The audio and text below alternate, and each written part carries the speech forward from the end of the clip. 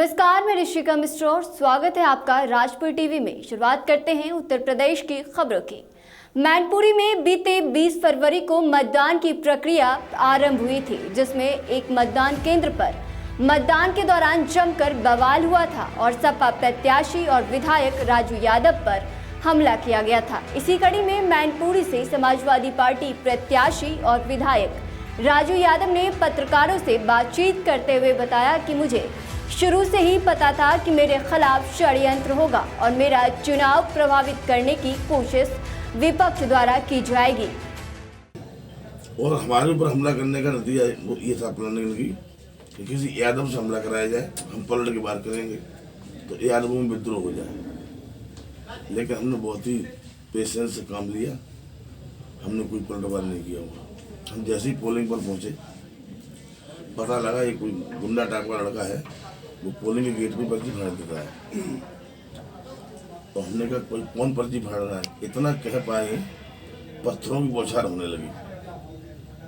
जब तक हम संभलते एक पत्थर हमारे मुंह पर लगा गया।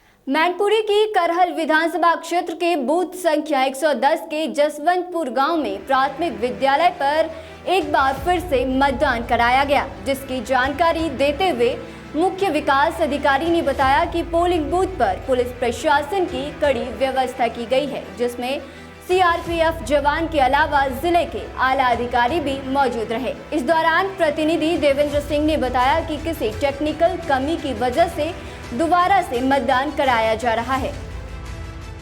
ये करैल विधानसभा का बूथ नंबर 266 है जसवंतपुर। इस पर पुनर्मतदान का आदेश दिया है भारत निर्वाचन आयोग ने।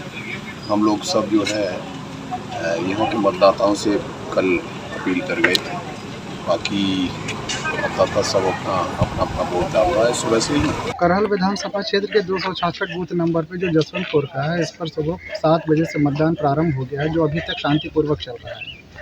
इसमें पुलिस व्यवस्था भी लगाई गई है, इसमें हमारे स्टैटिक मजिस्ट्रेट भी लगाए गए हैं, माइक्रो ऑब्जर्वर भी लगाए गए हैं, जो बूथ के भीतर मतदान की पूरी प्रक्रिया पर प्रेक्षक की तरफ से बारीक नज़र रखे हुए हैं। इसके अलावा वेबकास्टिंग भी है। आयोग हमारे यहाँ की पूरी मतदान प्रक्रिया को लगातार वॉच भी कर रहा है, देख भी रहा है।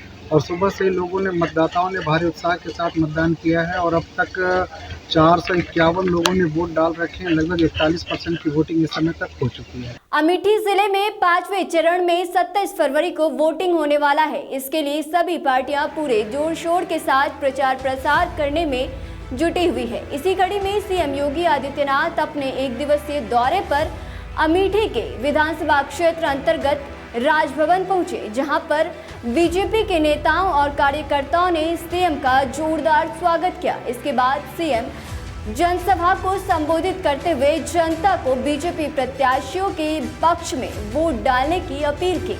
इस दौरान जनसभा को संबोधित करते हुए उन्होंने कहा कि आज मैं तिलौई में आया हूं, तो मुझे लगता है उस सत्य को स्वीकार जरूर करना चाहिए। समाजवादी पार्टी को वोट देने का मतलब पेशेवर माफिया और अपराधी को संरक्षण देने जैसा है और समाजवादी पार्टी को दिया जाने वाला वोट आने वाली पीढ़ी के भविष्य को बर्बाद करने जैसा है। और इसीलिए मैं आपसे कहने के लिए आया हूं, समाजवादी पार्टी के मुखिया ने अब तक ये स्पष्टीकरण नहीं दिया है। कौशाम्बी जिले के सिराथू विधानसभा में समाजवादी पार्टी के राष्ट्रीय अध्यक्ष अखिलेश यादव पहुंचे, जहां उन्होंने डिप्टी सीएम केशव प्रसाद मौर्य पर तंज कसते हुए कहा कि इस चुनाव में बाहर से नेता बुलाया जा रहा है। 3 चरणों में गठबंधन ने शतक पार कर लिया है। अखिलेश यादव ने कहा कि बीजेपी से भारतीय जनता पार्टी के जो प्रत्याशी हैं उनकी और सीएम की कभी बनती नहीं है। बता दें कि सिराथू विधानसभा से समाजवादी पार्टी अपना दल के गठबंधन से पल्लवी पटेल चुनाव लड़ रही हैं। सिराथू विधानसभा से ही बीजेपी से डिप्टी सीएम केशव प्रसाद मौर्य भी चुनाव लड़ रहे हैं और अब सिराथू विधानसभा क्षेत्र हॉट सीट हो चुकी है।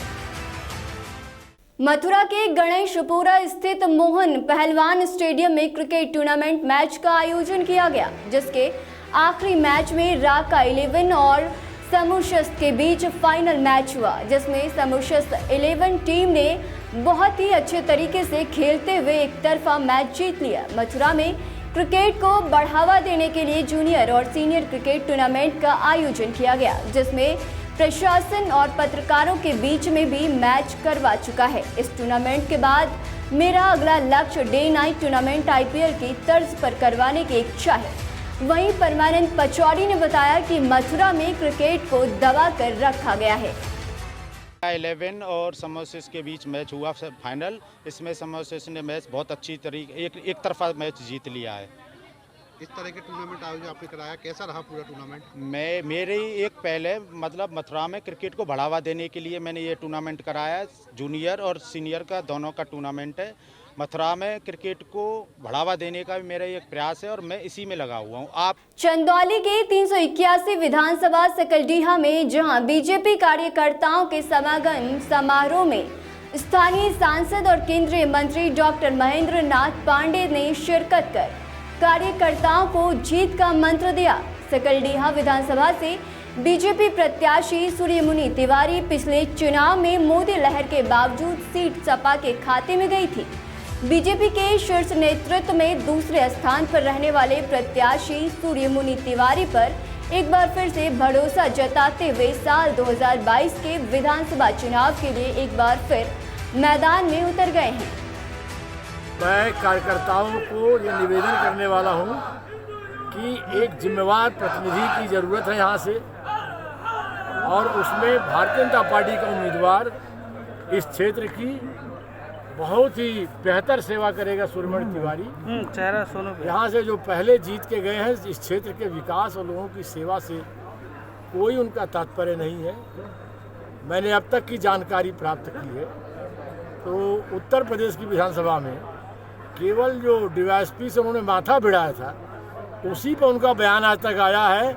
यहाँ की कठिनाइयों के लिए कभी उत्तर प्रदेश जैसे पवित्र सदन में एक शब्द नहीं किया। आज मैं अपील करने आया हूँ कि यहाँ से एक मजबूत हौसले का कर्मठ जनसेवी जो 5 साल से जनता के बीच रम रहा है, भाजपा का सिपाही सूर्यमुनि तिवारी को भेजें, ताकि मोदी योगी के शासन में और मैं भी उसमें सहभागी बनूंगा। चंदौली में जहां स्थानीय जिला अस्पताल परिसर में स्वास्थ्य विभाग के कर्मचारियों के आवासीय परिसर और CMO कार्यालय के चंद दूरी पर मुख्य मार्ग पर जल जमाव और गंदगी का अंबार लगा हुआ है, जिससे लोगों सहित मरीजों को आने जाने में कठिनाइयों का सामना करना पड़ रहा है। लेकिन उसके बाद भी नगर पंचायत प्रशासन और स्वास्थ्य विभाग पूरे तरीके से लापरवाह बना हुआ है। जहां एक तरफ शासन के निर्देशानुसार स्वच्छ भारत मिशन के तहत अस्पतालों सहित नगरों और शहरों में प्रतिदिन साफ सफाई कराई जा रही है, जिससे कि गंदगी से निजात मिल सके और बीमारियों को फैलने से रोका जाए। लेकिन उसके बाद भी प्रशासन और शासन का फरमान हवाई साबित हो रहा है। समस्या आने जाने में देख ही रहे हैं, आपके सामने भरा हुआ जल भराव है आपके सामने। तो इसको लेकर आप किसी विभागीय अधिकारी से कहे? विभागीय अधिकारी तो हमेशा सुन रहे हैं। यहाँ स्थानीय विधायक भी आए थे, एक बार साफ सफाई किए थे, लेकिन विभाग की जिम्मेदारी बनती है ना। विभाग के लोग आ ही जा रहे हैं, विभाग के लोग यहाँ रह भी रहे हैं। यहाँ समस्या है कि बार बार नहर में पानी जो उधर से आता है, ज़्यादा पानी ओवरफ्लो होता है, तो इसमें भर जाता है। अच्छा, तो यहाँ लोगों को आने जाने में समस्या है? आने जाने में बहुत समस्या है। तो इसको लेकर विभागीय अधिकारियों से आप लोगों ने कभी कहा? विभागीय अधिकारी लोग से कहा गया होगा। अब हम महिला हैं, हम तो होम हाउस है। अच्छा, लेकिन कोई सुनवाई नहीं हो रहा है? नहीं, कोई नहीं। और यहाँ ये प्रकरण मेरे संज्ञान में आया है। जो हमारे ऑफिस के जो पीछे वाला रास्ता जो है, उसमें जल जमाव का प्रकरण मेरे संज्ञान में आया है, और मैं बहुत जल्द इसकी पूरी जांच कराकर और जो भी इस पर जितना जल्द हो सकेगा इसका निराकरण किया जाएगा, ताकि लोगों को इस गंदगी से निजात मिल सके। एक्चुअली ये पानी जमा जो हो गया है, उसके निकासी की भी व्यवस्था होनी है, ताकि वो नहर का पानी जो है वो नहर में ही चला जाए और वहाँ जल जमाव की स्थिति अविलंब खत्म हो। अखिलेश यादव का बड़ा बयान सामने आया है, जहां उन्होंने कहा कि बीजेपी को अब अपना नाम बदलकर भारतीय झूठी पार्टी कर देना चाहिए। इसी के साथ उन्होंने कहा कि बाबा गर्मी निकलने को कह रहे हैं और अब जब हमारे किसान वोट डालेंगे तो इनकी भाप निकल देंगे। खाद चोरी कर भाजपा ही इनकी सरकार में डीजल पेट्रोल महंगा हो गया है। अगर ये दोबारा सरकार में आ गए तो पेट्रोल 200 रुपये लीटर खरीदना पड़ेगा। इस बार चित्रकूट के लोग सपा को वोट देकर बीजेपी को कूटने का काम करेंगे और वोट से कूटने का काम करते नजर आएंगे।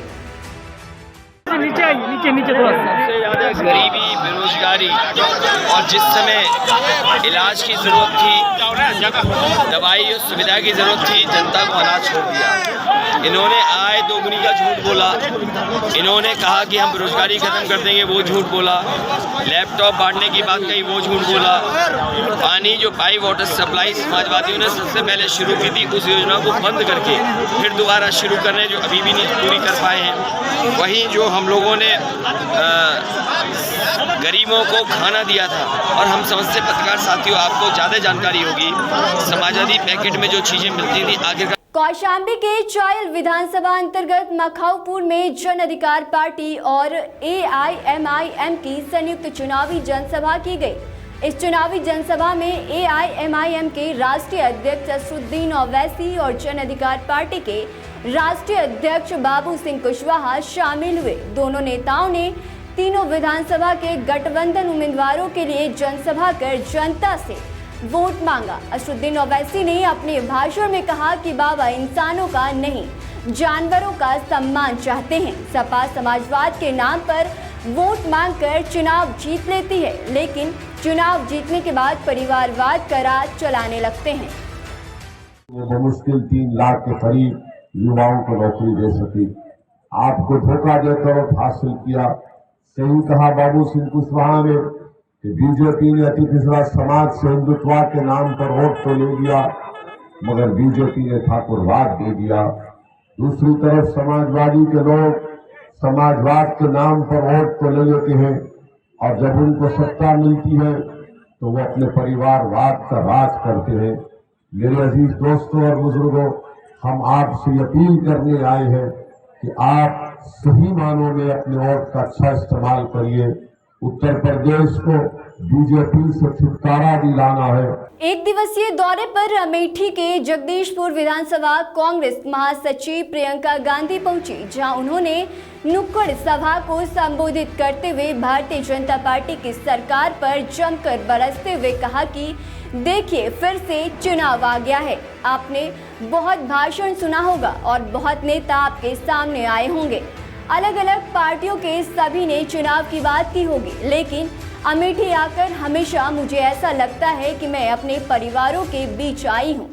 ऐसे ही तमाम बड़ी खबरों के लिए देखते रहिए राजपुर टीवी, सबसे पहले भारत। अब आप अपने पसंदीदा चैनल राजपुर टीवी को देख सकते हैं पसंदीदा OTT प्लेटफॉर्म पर।